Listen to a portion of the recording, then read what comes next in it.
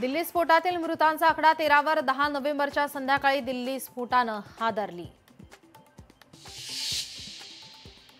दिल्लीतील लाल किल्ल्याजवळ झालेल्या स्फोट प्रकरणात तपास यंत्रणांच्या हाती मोठे धागेदोरे। संशयित डॉक्टर मुझमिलची डायरी पोलिसांच्या हाती। डायरीत कोडवर्डसह 8 ते 12 नोव्हेंबर या कालावधीचा विशेष उल्लेख। रामकुंड परिसरात सिंहस्थ कुंभमेळ्याच्या 44 विकास कामांचं भूमिपूजन। मुख्यमंत्री फडणवीस आणि उपमुख्यमंत्री एकनाथ शिंदेंच्या हस्ते भूमिपूजन। आय लव्ह मोहम्मद नंतर आता अमरावतीत लागले IIC अर्थात इस्लामिक इन्फॉर्मेशन सेंटर बॅनर। विचारा इस्लाम विषय बॅनरवर मजकूर। नव्या वादाला तोंड फुटण्याची चिन्ह।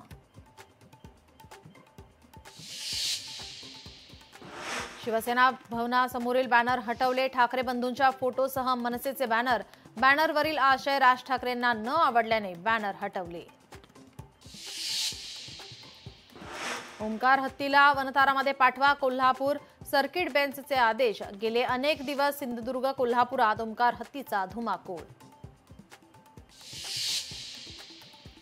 राष्ट्रीय स्वयंसेवक संघाच्या शस्त्रपूजनात AK-47 आणि हँड ग्रेनेड असतात। सुजात आंबेडकर यांचा मोठा दावा। मुंबई स्वच्छ करण्याच्या गप्पा करणाऱ्या आदित्य ठाकरेंच्या वरळी वॉर्डमध्ये कचऱ्याचा ढीग। कचऱ्या ढिगाऱ्याने दुर्गंधीचं साम्राज्य। स्थानिक डॉक्टरांसह नागरिकांचा आरोप।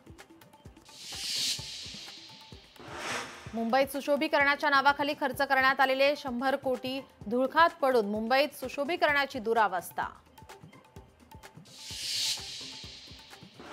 मुंबईत कचरा संकलनात 3000 कोटींचा घोटाळा। कचरा वेचक कर्मचाऱ्यांचा आरोप। धोकादायक गाड्यांमधून प्रवास करतायत कचरा वेचक कर्मचारी।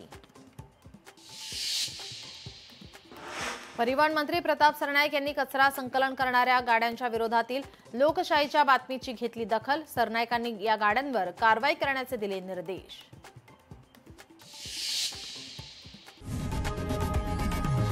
लोकशाही मराठी ऐका, पहा, जागरूक रहा।